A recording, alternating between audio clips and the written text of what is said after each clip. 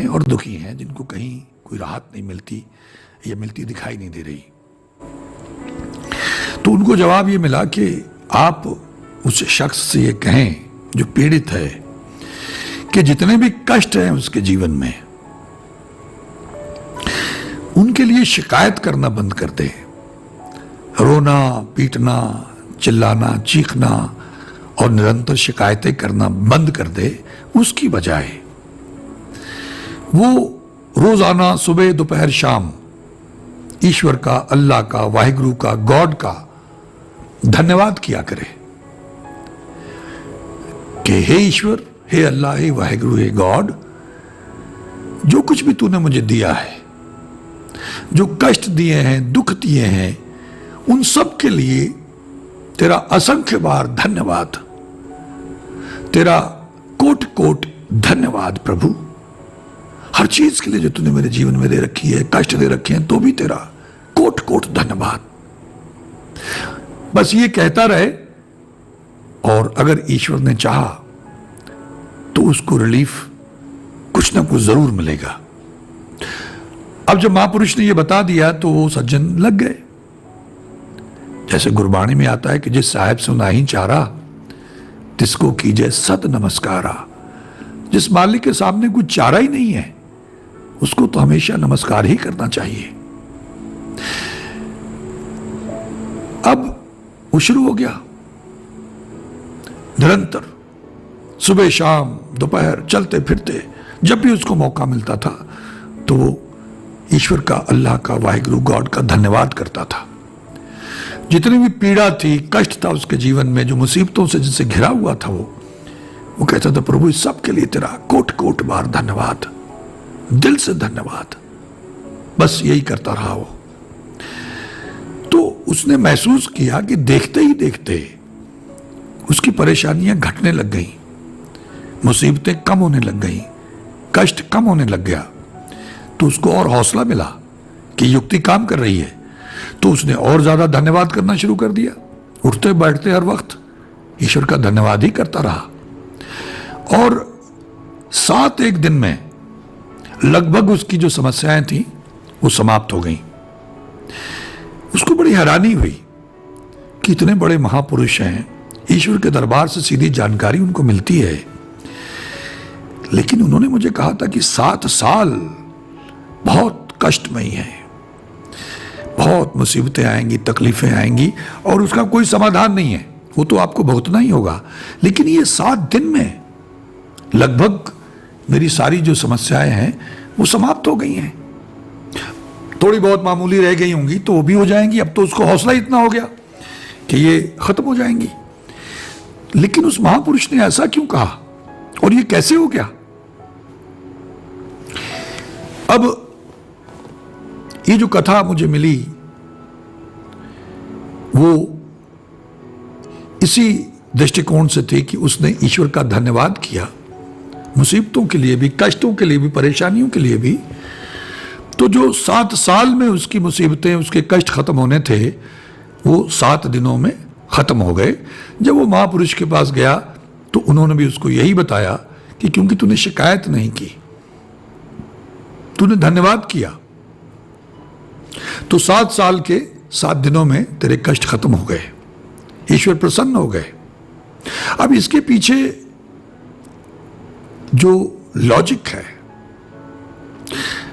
मैंने एक बार ये बात कही थी कि एक बाबा के पास वो स्त्री गई कि मेरे पति बहुत गालियां देते हैं, मारपीट करते हैं, हमारे घर में बहुत क्लेश रहे। तो बाबा ने उसको मुट्ठी भर चावल दिए पढ़ के और कहा जब भी वो गाली देनी शुरू करे तो एक दाना अपनी दाढ़ के नीचे, दांत के नीचे दबा के रखना, जैसे दबाओगी उसके ऊपर असर होगा। उसने ऐसे ही किया, धीरे धीरे लड़ाई खत्म हो गई। और जब वापस पहुंची धन्यवाद करने के लिए बाबा का, तो बाबा ने बताया कि अगर मैं तुमसे कहता कि तुम चुप रहो, तुम चुप नहीं रहती, फिर झगड़ा बढ़ता था। तुमने कुछ कहा, उसने कुछ कहा, तो बात बढ़ जाती, मारपीट तक पहुंच जाती थी। लेकिन मैंने तुमको ये कहा कि तुम चावल का दाना दबा के रखना, तुमने सोचा इस पे असर होगा, इस चक्कर में तुम चुप रही और धीरे धीरे तुम्हारा पति शांत हो गया, लड़ाई खत्म हो गई। ये एक जुगत थी। अब यहां जुगत क्या थी कि जो 7 साल का कष्ट था वो 7 दिन में कैसे खत्म हो गया? इसके पीछे जो बेसिक फिलॉसफी है मेरी तुच्छ बुद्धि के मुताबिक वो ये है कि अगर हम आपसे कहें कि आप स्वीकार कर लो, आप सरेंडर कर दो, रजा में राजी रहो। एक भक्ति की पराकाष्ठा वीडियो में डाला हुआ है। भक्ति की पराकाष्ठा यही है कि आप उस मालिक की रजा में राजी रहें। इससे बड़ी भक्ति नहीं है। आप सारे धर्म ग्रंथ घोट के पी लें, आत्मसात कर लें, तो क्या होगा? आप उसकी रजा में राजी रहना शुरू कर देंगे। तो जैसे ही आप उसकी रजा में राजी रहने लग गए, बात खत्म हो गई। आप भक्ति के शिखर पे पहुंच गए। लेकिन लोग उसकी रजा में राजी रह नहीं पाते हैं। शिकायतें, परेशानियां, चिंताएं, दुख, कष्ट, क्लेश, रोते बिलखते रहते हैं, चिल्लाते रहते हैं, शिकायतें करते रहते हैं। अब उस महापुरुष ने उसको ये बताया तो उसने उसका धन्यवाद करना शुरू कर दिया मालिक का, उन दुखों के लिए भी, कि यही एक तरीका, एक युति है। तो जब वो उन दुखों के लिए भी धन्यवाद करने लग गया उस मालिक का, तो क्या हुआ? वो उस मालिक की रजा में आ गया। टेक्निक ये कि धन्यवाद करते रहना, शिकायत मत करना। लेकिन जब वो धन्यवाद ही करने लग गया और दिल से करने लग गया, तो उसको पता ही नहीं चला वो उस मालिक की रजा में राजी रहने लग गया। जब उस मालिक की रजा में राजी रहने लग गया, तो सबसे बड़ी भक्ति हो गई, वो तो सबसे बड़ा तप हो गया। जब वो सबसे बड़ी भक्ति और तप करने लग गया, तो जो 7 साल में खत्म होना था एक नॉर्मल हालात में, वो 7 दिनों में खत्म हो गया। तो यही तो भक्ति की पराकाष्ठा है। यही तो जो शिखर की भक्ति है, जो अल्टीमेट भक्ति है, उसकी विशेषता है। तो मेरी आप लोगों से प्रार्थना है कि ये एक एडिशनल चीज आप शामिल करें अपनी प्रेयर्स में। माफिया मांगनी है, धन्यवाद करना, सेवा करनी है, दया करनी है, नाम जपना, रात को रिपीट पे लगा के सोना है, गुरुद्वारे, मंदिर, मस्जिद जाना है, अगर जा सको रास्ते में आते जाते भी नाम जपना, गाड़ी में भजन सुनने हैं, दिन में कान में लगा के सुनना, आंखें बंद करके सुनना है, खुद पाठ करना है, तो अपनी आवाज को सुनना है। ये सब है। नागरगढ़ के माफी मांगनी है, कुछ सेवा करनी है, नहीं जा पाते तो आप घर में ही बैठे बैठे, लेटे लेटे आप हरिमंदिर साहब में, या जो भी आपका तीर्थ स्थान है जहां आप मानते हैं, जहां आपकी आस्था है, वहां नागरगढ़ की माफिया मांगनी है, उठते बैठते ईश्वर से माफी मांगनी। लेकिन एडिशनल उसमें आपने ईश्वर का, अल्लाह का, वाहिगुरु का, गॉड का धन्यवाद भी करना और दिल से करना है। सुबह शाम उठते बैठते, हे मालिक, हे हरि, हे नारायण, हे अल्लाह, हे वाहिगुरु, तेरा धन्यवाद है, तेरा कोट कोट धन्यवाद है।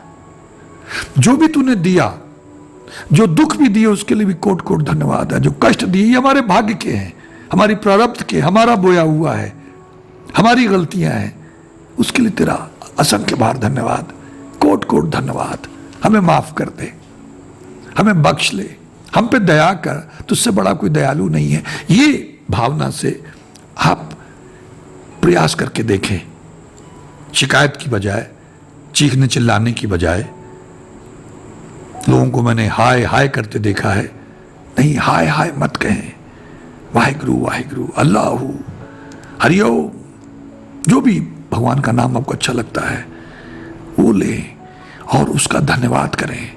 मुश्किल है जब आदमी घिरा होता चारों तरफ से, कष्ट में है, पीड़ा में है, भयभीत है, डरा हुआ है, तो नहीं धन्यवाद किया जाता। बस यही चुनौती है, ये युक्ति है, जुगत है।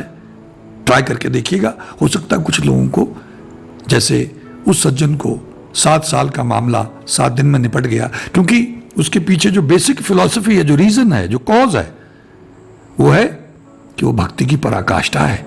जब आप दुख में भी उस मालिक का धन्यवाद करते हैं तो इसका मतलब आप उसकी रजा में राजी हैं। लेकिन वैसे अगर कहें कि आप रजा में राजी रहो तो कोई रहने के लिए तैयार नहीं, बहुत मुश्किल लगता है। लेकिन युक्ति के तौर पे, जुगत के तौर पे आप ये ट्राई करके देखें। मैं उम्मीद करता हूं कुछ मित्रों को ये बात समझ में आई होगी, पकड़ में आई होगी, और अगर पकड़ में आई है तो इसका अनुसरण करने का प्रयास कीजिए। मुझे मालूम है मुश्किल है, पराकाष्ठा है, तो आसान तो नहीं होगी। जीसस क्राइस्ट सलीब पे चढ़ाए हुए हैं, कीलें उनके हाथों में ठोकी जा रही हैं, पैरों में ठोकी जा रही हैं, और पराकाष्ठा देखिए को कहते हैं, प्रभु इन पे दया करना, इन्हें माफ कर देना, इन्हें मालूम नहीं ये क्या कर रहे हैं। ये पराकाष्ठा है। तो वो खुश होता है मालिक। ये इम्तिहान है, उसमें हमको पास होना है। तो बस जो हमने कहा, धन्यवाद करना, माफ़ी मांगनी है, और जो मुसीबतें हैं, जो दिक्कतें हैं, जो कष्ट हैं हमारे जीवन में, उनके लिए भी निरंतर धन्यवाद करना, उठते बैठते चलते फिरते आते जाते, सुबह शाम दोपहर उसका धन्यवाद करना। अपनी जब भी प्रेयर करो उसके बाद उसका धन्यवाद करो, और उन कष्टों के लिए भी उनका धन्यवाद कर देना। जो कुछ तुमने दिया उस सब के लिए तेरा एक बार नहीं, असंख्य बार धन्यवाद प्रभु।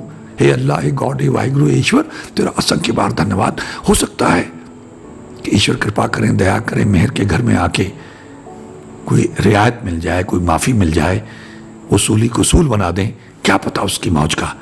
क्योंकि समझ तो कोई पाया नहीं उसके सिस्टम को, और ना ही कोई पूर्णतया बयान कर सकता है। जिसको जितनी समझ है उसके हिसाब से बोलता रहता है। हमारे जैसे निर्गुण वो बोलने लगा देता, हम बोलने लग जाते हैं, वरना आता तो हमको कुछ नहीं, हम कोई विद्वान नहीं, ज्ञानी नहीं, ज्ञाता नहीं। मैं अक्सर कहता रहता हूँ, बस जो दया करके कृपा करके बुलवा देता है, किसी का संदेश होगा, किसी तक पहुंचाना होगा, उसने कुछ कर्म किए होंगे। ये यूट्यूब को, इस चैनल को माध्यम बना के, मेरे जैसे आदमी को जरिया बना के, जो निर्गुण है, वो मालिक ने संदेश पहुंचाना होगा। कर्म उस आदमी के हैं, संदेश उस मालिक का है किसी और के लिए, मैं माध्यम मात्र हूँ। तो मुझे बुलवा देता है, मैं बोल देता हूँ, और वो उसके पास पहुँच जाएगा। जिसका जीवन बदलेगा, जो इसका अनुसरण करेगा, ये संदेश उसके लिए ही होगा। मैं उम्मीद करता हूँ कि आप लोग